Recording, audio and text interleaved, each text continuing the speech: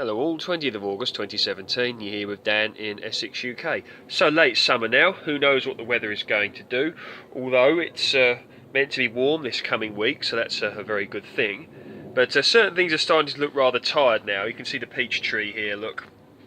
This will probably around October, November time start to enter dormancy. The cherry here as well, no fruit now obviously. Been harvested and eaten, and very nice it was too, as was the peach.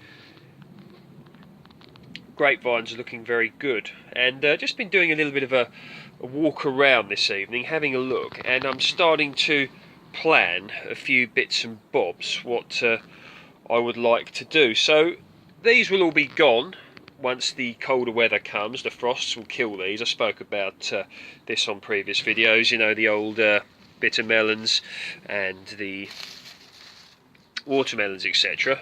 But the people who've been following my channel for a while know I'm very much about building good quality soil, and what I'm probably going to do is in here chuck a load of garden soil in here and mix it with a lot of organic matter, such as good well rotted compost, horse manure, mix it all up, a bit of fish blood and bone, really enrich the soil in here.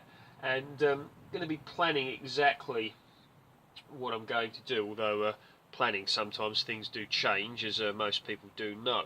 But at the moment obviously I've got the peach tree here and the cherry tree here, and this cherry tree is putting out a lot of growth, which is really what I wanted.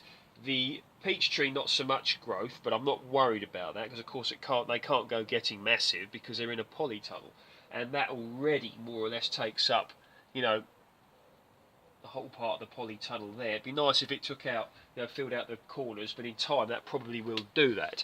And the cherry tree here, this is variety Stella, for those of you who aren't aware. I'm hoping it's going to sort of trail all along here like this, so it's all coming on pretty good. But I'm just planning what I'm going to do. So probably what I'm going to do is put another tree there. Now I'm thinking of another minaret. Minarets, spoke a lot about these in the past, but we'll just go over it again for those of you who are new to my channel or are unaware what a minaret is. But it's like a vertical cordon grafted onto a dwarfing rootstock, and then the tree puts up a centre leader like this, and then you get your spurs grow off of it, and that's what you get your fruit on. So if you think of this as a branch that would be on a great big cherry tree, but instead you just get one like this, this enables you to grow cherries or whatever fruit the tree may be in a confined space or even in a pot. So of course a long time ago cherries generally were considered large trees, and of course there's still many around, but now you can get them in, you can grow them in confined spaces, and before you generally had to have, you know, ones in the same pollination group to pollinate each other, to pollinate themselves. But now they've developed varieties such as this Stella, which I believe is a Canadian variety, and I believe it was the first self-fertile cherry. So you can leave this in a polytunnel and or out in the garden where there's no other cherry trees in the same group around, flowering group around, and it will still set fruit on its own, as is the peach tree here, variety Dixie Red, that's self-fertile as well. So that's something we'll be looking at if you're going to be putting trees in a polytunnel or greenhouse, the fact that they are self-fertile, because pollinating insects generally or may not be getting in if you don't have the door open, and maybe there's not another tree in the vicinity. So yeah, a few little bits and bobs going on. I'm thinking variety Napoleon, I'm thinking about to go in here, cherry. I could probably even get maybe 2 minarets in here, I'm not sure, or just get one, or even just getting a plum tree maybe, or a cherry, and a spalier in it in here. One reason I like having cherries in a polytunnel is commercially most cherries are actually grown within a polytunnel in order to, you know, stop damage by weather, etc. And also, one of the most important things is, as most people out there who've tried to grow cherries outside will know, the birds absolutely love eating cherries even before they're ripe, and it's a shame in many ways to have your crop eaten by the birds. So that's one reason why I grow them in the polytunnel. And of course, with regards to a peach tree in a polytunnel, not going to go into this too much. Peach leaf curl when the temperature goes below 16 degrees C and the tree gets wet, which is what will happen generally if a tree is outside, unless of course you cover it in the winter months. But I have a video on how to prevent peach leaf curl. Check that one out if you want to learn more about that subject. So really, I mean, I've been really happy with this polytunnel, and the thing that I really like about it is the fact it's got this door on it. It's a hinged door as opposed to a flap. And you've got one there, look, close, shut, or whatever you want to call it there, and the hinge. And a few people have asked me about this tunnel now. I've probably mentioned it before, but if you haven't seen that particular video, that won't help you. But on the hinge there, look, and a hinge down here. And I bought this off of Amazon for, I think it was 160 quid, something like that. And the company's FeelgoodUK, all one word. And I've been very happy with this tunnel. Got videos as well on how I've secured it to the ground. Of course, you want to make sure that you know, it's properly secured, a polytunnel, because you don't want it to blow away. So get a polytunnel by all means, but ensure that it is secured to the ground, or else you may end up losing it. So down here, you can see a few weeks ago I did a video on it, I believe. Taking some runners from the strawberries here. And this is the variety Cambridge Favourite. There you go. And they've started to take now. And what I'll do is I'll cut the runners off when they're, you know, well established, and then I'll just keep them in the pots. I'm not exactly sure what I'm going to do with the plants, but I thought I'd take them anyway. Might stick some down the allotment. Could stick some in here, wherever really. But either way, you know, you pay for your plants initially, if you do buy them, or you might even be given some, but you know, you can get many plants from your existing plants, you know, for no extra money. So certainly want to look into taking strawberry runners. So you can see how I've done it. Look, your runner comes from your plant, look, like that, and it goes like that, and all I do is you just bury the end in the pot like that, and that's it. And if there's any other runners coming off of that, you cut them off, because you want the strongest one, which is generally the first one. So do that. Over here, the Concord pear. Concord self-fertile pear. Great one to have if you've only got room for one tree. Self-fertile.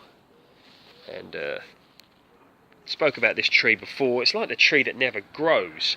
It was in a place, not an ideal position before, but I moved it here from another garden, and it really is, you know, it's just what I want really. It's in a small space here. I can't have it too big, because I don't want it to undermine any buildings or anything. So, you know, quite happy for the small tree. So it's perfectly situated where it is, but it's literally not put out any growth at all this year, which may be because it's been relocated and it's just putting its root structure down. It is on quince C, which is a dwarfing rootstock.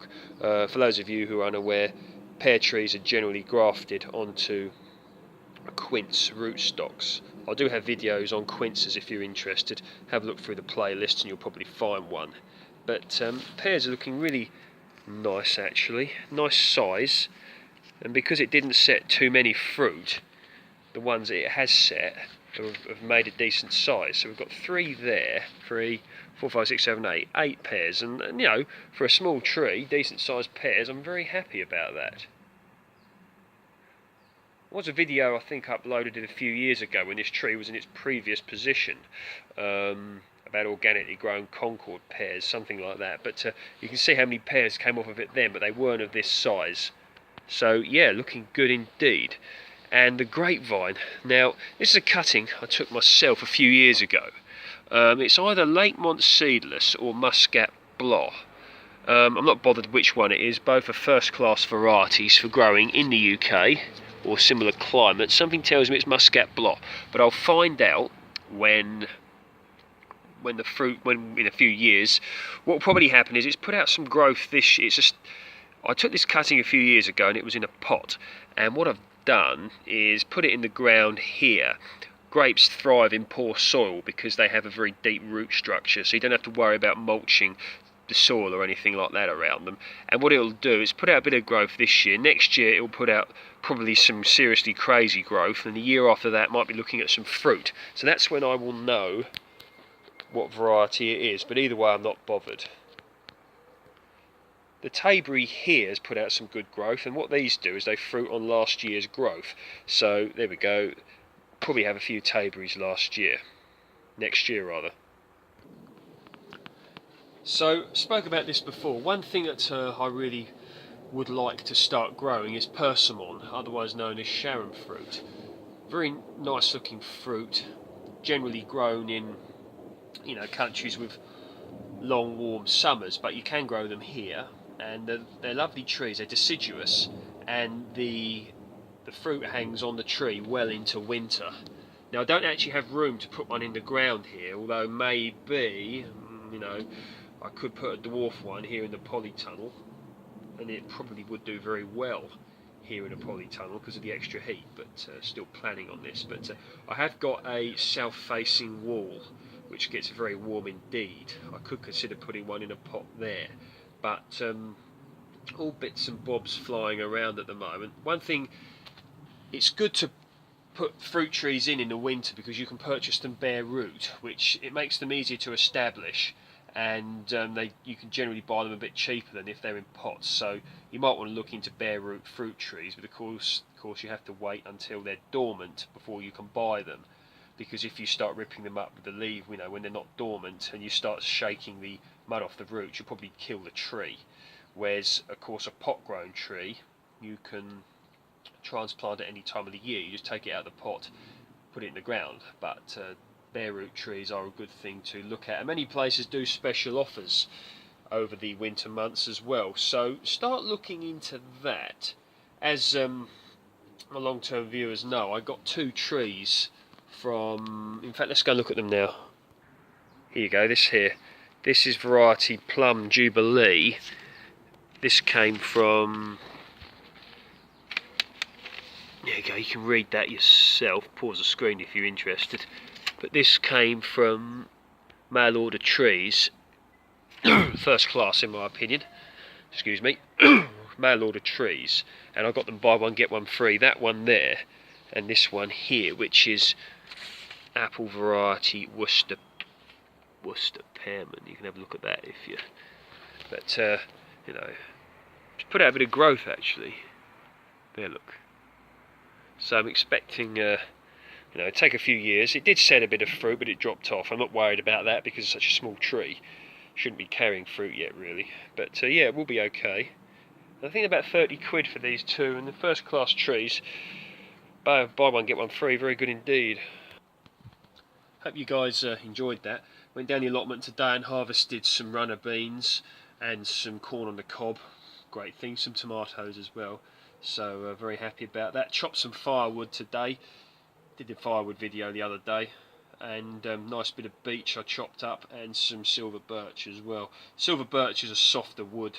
It's a soft wood, far softer than beech. Beech is very hard wood, burns a long time on the fire and a log burner. So getting ready for the winter months.